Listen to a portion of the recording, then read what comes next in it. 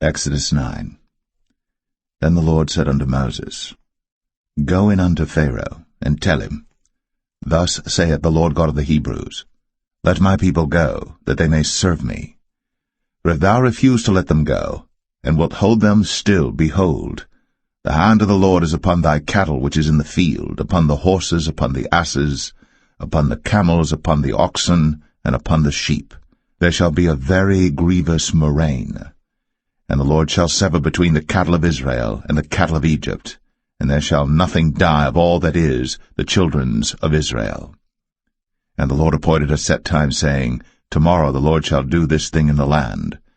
And the Lord did that thing on the morrow, and all the cattle of Egypt died, but of the cattle of the children of Israel died not one. And Pharaoh sent, and behold, there was not one of the cattle of the Israelites dead, and the heart of Pharaoh was hardened, and he did not let the people go. And the Lord said unto Moses and unto Aaron, Take to you handfuls of ashes of the furnace, and let Moses sprinkle it toward the heaven in the sight of Pharaoh. And it shall become small dust in all the land of Egypt, and shall be a boil breaking forth with blains upon man and upon beast throughout all the land of Egypt. Then they took ashes of the furnace, and stood before Pharaoh. And Moses sprinkled it up toward heaven, and it became a boil, breaking forth with blains upon man and upon beast. And the magicians could not stand before Moses because of the boils, for the boil was upon the magicians and upon all the Egyptians. And the Lord hardened the heart of Pharaoh, and he hearkened not unto them, as the Lord had spoken unto Moses. And the Lord said unto Moses, Rise up early in the morning, and stand before Pharaoh, and say unto him, Thus saith the Lord God of the Hebrews, Let my people go, that they may serve me. For I will at this time send all my plagues upon thine heart, and upon thy servants, and upon thy people, that thou mayest know that there is none like me in all the earth. For now I will stretch out my hand, that I may smite thee and thy people with pestilence, and thou shalt be cut off from the earth. And in very deed for this cause have I raised thee up, for to show in thee my power, and that my name may be declared throughout all the earth. As yet exaltest thou thyself against my people, that thou wilt not let them go.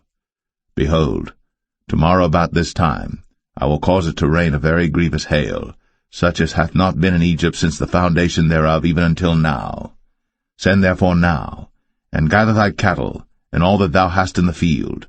For upon every man and beast which shall be found in the field, and shall not be brought home, the hail shall come down upon them, and they shall die. He that feared the word of the Lord among the servants of Pharaoh made his servants and his cattle flee into the houses. And he that regarded not the word of the Lord left his servants and his cattle in the field. And the Lord said unto Moses, Stretch forth thine hand toward heaven, that there may be hail in all the land of Egypt, upon man, and upon beast, and upon every herb of the field, throughout the land of Egypt. And Moses stretched forth his rod toward heaven, and the Lord sent thunder and hail, and the fire ran along upon the ground, and the Lord rained hail upon the land of Egypt. So there was hail, and fire mingled with the hail, very grievous, such as there was none like it in all the land of Egypt since it became a nation. And the hail smote throughout all the land of Egypt all that was in the field, both man and beast.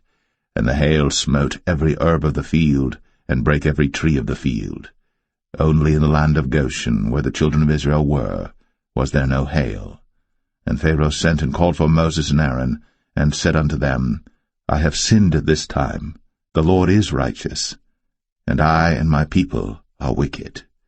Entreat the Lord, for it is enough that there be no more mighty thunderings and hail, and I will let you go, and ye shall stay no longer.